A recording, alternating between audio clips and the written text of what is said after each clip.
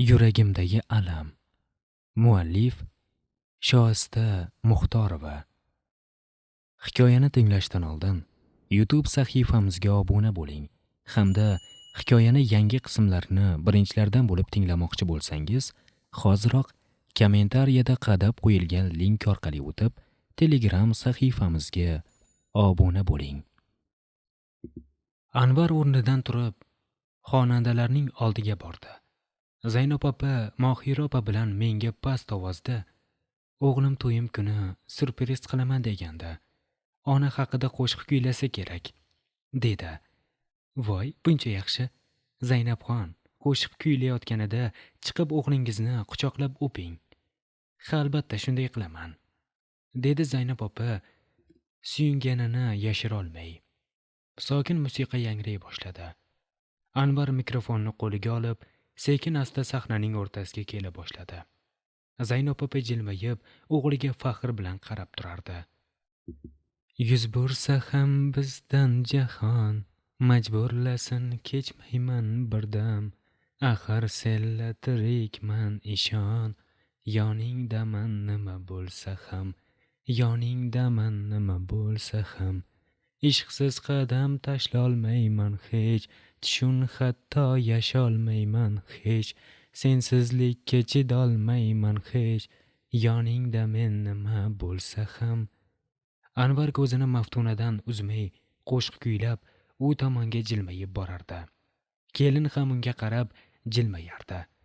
Anvar bu ishi bilan hammani hayron qildi. Hali bu yerda hech kim bunaqasini ko'rmagandi. U kelinning yoniga borib, unga qo'lini uzatdi. Kelin uning qo'lini tutib, sekin pastga tushdi. Anvar bir qo'lida mikrofon, bir qo'li bilan kelinni belidan quchdi. Maftuna esa uning yelkalariga qo'llarini qo'yib, ikkovi raqslasha boshlashdi. Bu xotinchasi haqida ashula aytayapti-ku, ona haqida kuylaydi deyishgandi-ku, dedi qizil ko'ylak kiygan juvon baland ovozda. Shu payt ko'zim Zaynab opaga tushdi. Bechora ona xijolatdan qizarib ketib, xafa bo'lganini ko'rsatmaslikka urinib, jilmayib turardi. Lekin ko'zlaridan ko'ngli og'irgani bilinib turardi. Ona bechoraning ahvolini ko'rib, ko'zimga yosh to'ldi.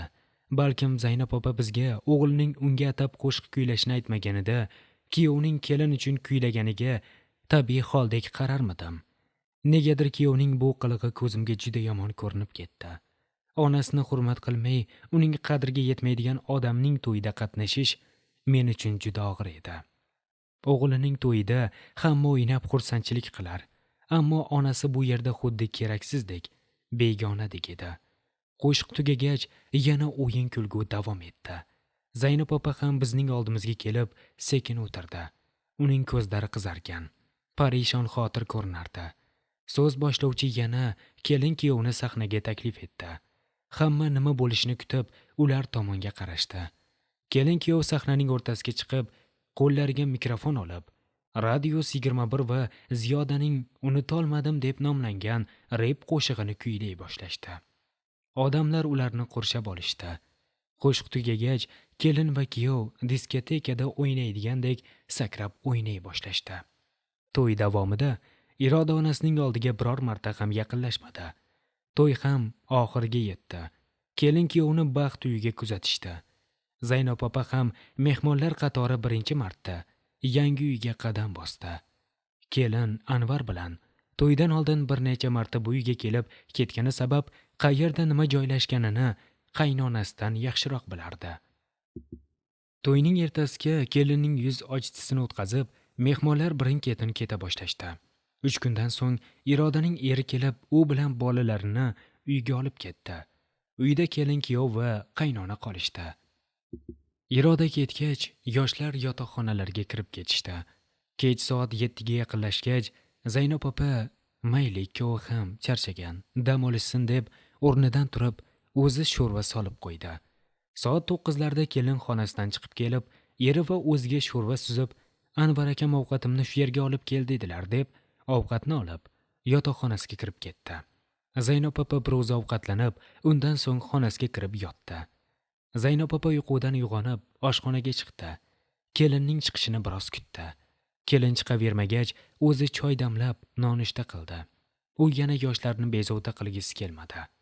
Soat 12lar chamasi birin-ketin xonadan chiqib vannaga kirib ketishdi. Kechqurun bir o'zi o'tirib, bir choynak choyni ichib qo'ygani uchunmi, kechasi 2-3 marta tashqariga chiqqanidan o'zi ham xijolat bo'lib, eshikni asta yopib, oyoq uchida yura boshladi. Shu payt o'g'lining ovozini eshitib, seskanib ketib, qo'rqqanidan hushdan ketayozdi. "Sen nega bizni poylayapsan? Uxlasang bo'lmaydimi? Kap-katta xotin, uyalmaysanmi poylagani?" Anvar eshikni daranglatib yopib, ichkariga kirib ketdi. Ona indamay asta xonasiga kirdi. Axir u nima qilsin, qayerga borsin? O'rislardek xonaga paqir olib kirib qo'ymaydi-ku. Axir musulmonchilikka to'g'ri kelmaydi-ku bu ishlar. Choyni kamroq ichishim kerak yoki umuman ichmasammikin deb o'yladi u. O'sha kecha yuragi og'rib uxlolmadi. Ertalab turib, joyini yig'ishtirdi. Nima qilsin? Chiqsinmi yo o'tiraversinmi? Chiqsa o'g'li poylayapsan desa, chiqmasa bo'lmaydi axir. Bo'lmadi. O'rnidan turib, eshikni ochib tashqariga chiqdi. Yuvinib chiqib choy qo'ydi. Nonushta qilib bo'lgach, nima qilishni bilmay kiyimlarini qayta taxlab qo'ydi. Soat 9lar chamasi telefoni jiringladi. Alo. Alo, assalomu alaykum xudo xola. Maftuna nega ishga bormadi? O'g'lingizga tushuntirib qo'ying. Dadam uni uyda o'tiradi deb o'qitmaganlar, dedi ovoz. Ular hali uxlashyapti. O'ziga qo'ng'iroq qiling, qizim. Qo'ng'iroq qildim, javob bermayapti. Eshigini taqillating, xudo xola. Maktabdan qo'ng'iroq qilishdi. Ishga borish kerak, dedi kelinning opasi. Ona o'rnidan turib, borib xonaning eshigini sekin taqillatdi. Hech kim javob bermadi. Yana taqillatdi. Uxlagani qo'yasanmi? Ichkaridan o'g'lining baqirgan ovozi eshitildi. Qo'rqqanidan sapchib ketdi. Kelinning opasi qo'ng'iroq qilyapti. Ayt, telefonini ko'tarsin, dedi ona va asta xonasiga kirib ketdi. Taxminan yarim soatlardan so'ng kelin kiyinib chiqdi. Uning kiygan kiyimini ko'rib, Zaynab opa o'rnidan turib, eshikning oldiga keldi. "Hoy kelin, shu tor shimda ishga boryapsizmi? Axir yangi kelinsiz. Shuncha ko'ylakni kim kiyadi?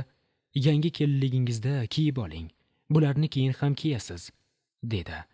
Zaynab opa kelinining yengsiz koftasini ko'rsatib, "Menga ko'ylak yoqmaydi. Qarindoshlarnikiga borsam kiyib boraman", dedi Maftuna. "Yana nima gap? Men indamadimmi? Sening ishing nima? Kiysa kiyar, o'ziga yoqqan narsani kiyaversin", dedi Anvar. Maftuna chiqib ketgach, u oshxonaga kirib, nonushta qilib, qayta xonasiga kirdi-yu, opasiga qo'ng'iroq qilib, onasini shikoyat qila boshladi. "Opa, bu oyimga o'zi nima bo'lgan? Kechasi bilan poylab chiqsa, xuddi biror ishi qolgandek kallai saharlab bizni uyg'otadi. Axir domda ishning o'zi yo'q-ku. Bugun Maftunani kiyimiga ham gapirdi. Uni kiymang, ko'ylak kiying deydimi-ey? Maftuna shaharlik qiz bo'lsa, Ro'dapoga o'xshab ko'ylak kiyib yurmaydi-ku. O'zing bir gaplashib qo'y. Mening gapimga quloq solmayapti." Anvar telefonni o'chirib, yotoqqa o'zini tashladi. Onaning ko'zi endi ilingan ekan. Telefonining ovozidan cho'chib uyg'ondi. "Alo", dedi ovozi titrab. "Sen kelin bilan ukamni yashagani qo'yasanmi yo'qmi? O'zi nima gap? Tursa ham gapir, yotsa ham. Ularga ishing bo'lmasin yoki rashk qilyapsanmi?" "Qizim, men hech narsa deganim yo'q. Chiroyli ko'ylaklaringizni kiying, modadan qolmasdan dedim. Nima qilasan aldab? Men ukamning gapiga ishonaman. Qachon yotib turishiga ishing bo'lmasin. Kechasi poylab chiqmay, jimgina joyingda yot", dedi Iroda. Ona hech narsa demadi. 2 tomchi ko'zdan dumalab tushgan yoshni artdi xolos. O'sha kuni Zaynab opa mastava tayyorladi. Anvar xotinini olib kelgani ketgandi. Ona bolalarini kuta-kuta bir necha marta derazadan ko'chaga qaradi. Oxiri kech bo'lgach, ovqatini yeb xonasiga kirdi. Anvar bilan Maftuna soat 10 dan o'tgandan so'ng uyga kirib kelishdi. "Keldinglarmi bolam? Odamni xavotir qildilaring-ku. Qayerda yuribsizlar? Qozonda ovqat bor, suzib yenglar." "Nimaga xavotir olasan? Biz yosh bolamidik senga? Shaharni aylandik, ovqat yemaymiz, qornimiz to'q. Biz shashlik yedik. dedi Anvar. Onaning ko'ngli bolada, bolaniki dalada ekanda. Ona xo'rsinib xonasiga kirib ketdi. Dam olish kuni kelinining kir yuvayotganini ko'rib, Zaynob opa ko'ylagi va ro'molini vannaga olib chiqib qo'ydi. So'ng kelinim kir yuvib och qolmasin deb borib ovqat qildi. Kechki ovqatni suzib yegandan so'ng yuvingani vannaga kirib ne ko'z bilan ko'rsinki, boyaga olib chiqqan ko'ylagi bilan ro'moli qo'ygan joyida turibdi. Onaning ko'ngli allaqanday bo'lib ketdi. U bir xo'rsinib qo'ydi-da, ko'ylagini yuvib qo'yib, so'ng xonasiga kirdi. Zaynob opa erta tongda telefon ovozidan uyg'onib ketdi. Tinchlikmikan? Qudam nega sahardan telefon qilyapti? U xavotirlanib telefonni qulog'iga qo'ydi. Alo, labbay qudajon. Assalomu alaykum quda, yaxshimisiz? Bugun bir uyga kelmasangiz bo'lmaydi. Qizingiz hamma joyini boshga ko'tarib baqiryapti. Unga nima bo'ldi ekan hayronmas. 1-2 kundan beri avzoyi boshqacha. Qizlarga baqirib kaltaklayapti. Eri ishdan kelsa tashlanyapti. Meni ko'rsa jodugar keldi, uni o'ldiringlar deb baqiryapti, dedi ayol. Zaynob opa uning gaplaridan dahshatga tushdi. Uning uyqusi qo'rqqanidan birpasda tarqab ketdi. Nega bunday bo'ldi qudajon? Axir soppa-sog' edi-ku. Onaning rangi o'chib ketdi.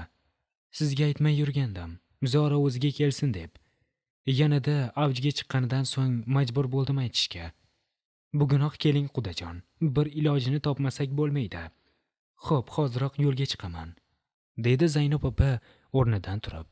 Uning qo'l oyog'i titrar, zo'rg'a kiyimlarini topib kiyib oldi. Bu o'g'li bilan kelinini uyg'otmay, qog'ozga yozib stolning ustiga qo'ydi-da, uydan shoshib chiqib ketdi. Qizning uyiga 2 soat deganda zo'rg'a yetib keldi. Darvozadan kirgach, qudasi uni ko'rib o'rnidan turib, shoshib uning oldiga keldi. Assalomu alaykum qudajon, keldingizmi? Va alaykum assalom. Yaxshimisiz? Tinchlikmi? Qani endi gapiring, nima bo'ldi? Bir necha kundan beri qizingizni avzoyi bejo. Bolalarni bekordan bekorga kaltaklayapti. Kecha o'g'lim ishdan kelsa, sevgilingning oldidan kelyapsanmi deb qiyomat qilibdi. O'g'lim bizning xonamizga kelib yotdi. Meni-ku qo'yavering, jodugar alvasti deb baqiryapti. Kelinlarning oldida uyatdan o'ldim. Agar bolasi bo'lmaganda, kechani o'zidayoq uyingizga olib borib qo'yardik. Qadimiy 3 farzandli bo'lishadi. Yana qornidagi bolasiga ziyon qilmasin deb qo'rqyapman. Zora bunisi o'g'il bo'lsa degandik. Bunisi ham qiz ekan. Mayli, shunisiga ham shukr, Alloh o'zi bilguvchi, qizni bergan o'g'ilni ham beradi, dedi Obidaxon. To'g'ri aytasiz qudajon. Albatta o'g'ilni ham beradi. Iroda balki biror narsadan qo'rqdimikan? Bilmayman opa. Bolalar hozir bizning xonamizda. Iroda hozir xonasida o'zi yolg'iz o'tiribdi. Siz nevaralaringizga qarab o'tiring. Biz uni bir doktorga olib borib ko'rsatib kelaylik. Yo'q, qudajon. Doktorga olib borsangiz, shappa ushlab jinnixonaga yotqizishadi-ya. Yaxshisi o'zimizning domlalarga olib boraylik, dedi Zaynab opa. Xavotir olmang quda, ikkovini ham qilamiz. Tanish doktorimiz bor, erimning qarindoshlari. Oldin o'shandan maslahat so'raymiz, balki asablari charchagandir. Mayli qudajon, bilganingizni qiling. Yaxshi bo'lsa bo'ldi. Zaynob opa bir oy nevaralarini olib o'tirdi. Qizi hech kimni, hatto qizlarini ko'rishni xohlamasdi. U kuni bilan yolg'iz televizor ko'rib o'tirar, nimalarnidir tikar, o'ziga o'zi gapirib o'tirardi. Tashqariga chiqqan zahoti avzoyi buzilardi. Onasi nevaralarini olib o'tirar, qiziga choy va ovqat olib kirib, asta eshigining ostiga qo'yib chiqib ketardi. Qudalarning irodani olib bormagan joylari qolmadi. Lekin uni hech kim davolay olmasdi. Oxiri qudalar qizingizni olib keting deganlaridan so'ng Zaynab opaning singlisi o'zlari tug'ilib o'sgan joyda yashovchi bir katta domla borligini aytib, o'sha domlaga irodani olib borsalar, albatta tuzalib ketishini aytdi. Anchagina pul va bir qo'yning evaziga iroda o'ziga kela boshladi. Endi u xonasidan chiqmas, hamma ishdan ozod qilinib, faqat qizlarga qarab o'tirardi xolos. Maftuna va Anvarning to'ylaridan 3 oy o'tdi. Kelin-kuyov 3 oy yotoqxonadan chiqmay, bir-biridan rosa to'yishdi. Maftunani ishga bormaganligi uchun ishdan bo'shatishgandi. Ikki bekorchi ertalabdan kechgacha bir-biriga yopishib yotishardi. Anvarning onasi opasining bolalariga qarar, ularga ovqat qilib beradigan odam yo'q edi. Ikkovi kunida ikki mahaldan ko'chadan ovqat sotib olib yeyishardi. Ularning shaharda kirmagan restoran u oshxonalari qolmadi. Yotib yesang tog' ham tugar deganlaridek Anvarning ham pullari tugagandi. Bu orada Maftuna homilador bo'lib qoldi. Xotinining homilador bo'lganligini eshitgan Anvar juda ham xursand bo'lib ketdi. Endi Maftuna biror ish qilmas, hatto ovqat qilishni ham xohlamasdi. Sekin-asta kelin-kuyov o'rtasida tushunmovchiliklar, urush janjallar ham boshlanib ketdi. Anvarning onasi uyda emaski, aybni unga to'nkab, g'ubordan chiqsa. Maftuna erining puli tugagach, onasinikiga ketmoqchi bo'lib, kerakli narsalarni yig'ishtira boshladi. Anvar esa unga hademay ish topib, pul ishlab kelishini aytib, rosa yalindi. U xotinini yo'ldan qaytarmoqchi bo'ldi. Ammo Maftuna rozi bo'lmadi. Anvar uning yo'lini to'sdi. "Yo'limdan qoch. Qo'lingdan nima ham kelardi, so'tak?" dedi Maftuna uning ko'ziga nafrat bilan boqib. Uning bu so'zlardan Anvarning jahli chiqib, qanday Maftunaning yuziga bir shapaloq tushirganini o'zi ham sezmay qoldi. Maftuna dod faryod solib, vannaga kirib eshikni ichkaridan qulflab oldi. Telefonini olib opasiga qo'ng'iroq qildi. "Opajon, meni bu yerdan olib ketinglar, iltimos. So'tak meni urdi. Tezroq kelinglar. Hozir vannaning eshigini sindirib kiradi." "Voy qo'llari iloho sinib akashak bo'lsin. Seni nega urarkan? Hozir taksida yetib boramiz. Sen faqat uning oldiga chiqma", dedi opasi. Anvar uning so'zlarini eshitib, nima qilishini bilmay uydan chiqib ketdi. Yarim soatlardan so'ng Maftunaning opasi bilan onasi kelib, uni uylariga olib ketishdi. Maftunaga endi hech narsa kerak emasdi. U oq ko'ylak kiydi, to'yda qo'shiq kuyladi, mana endi esa homilador, deyarli hamma orzusiga yetdi. U endi uy joyi va puli yo'q yigit bilan ortiq yashashni xohlamasdi. Qizini davolagach, Zaynob opa uyga qaytib keldi.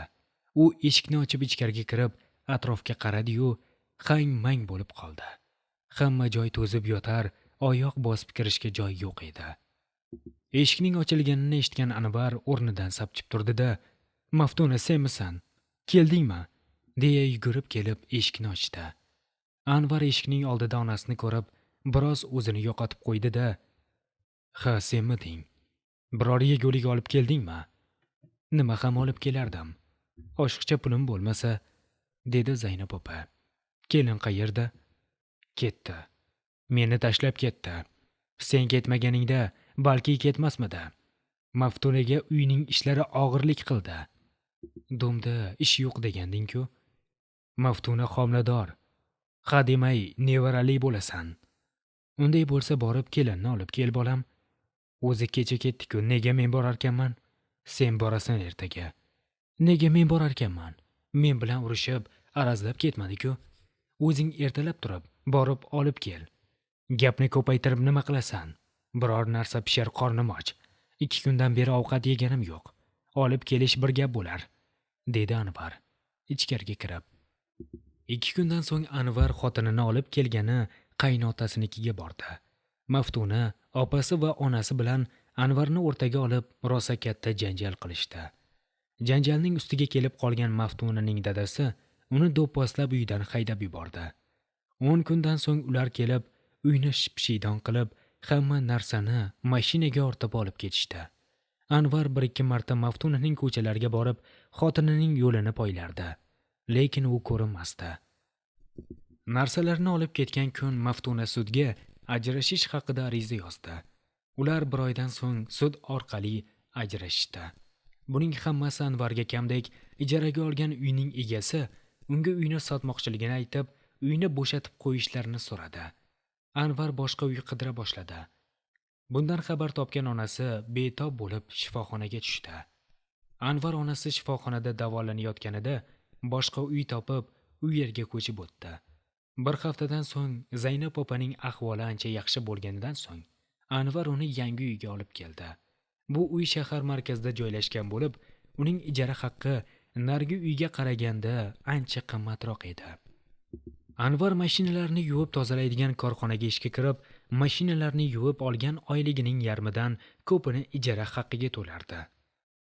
O'g'lidan doim pul so'rab charchagan Zaynab opa katta magazinga farrosh bo'lib ishga kirdi.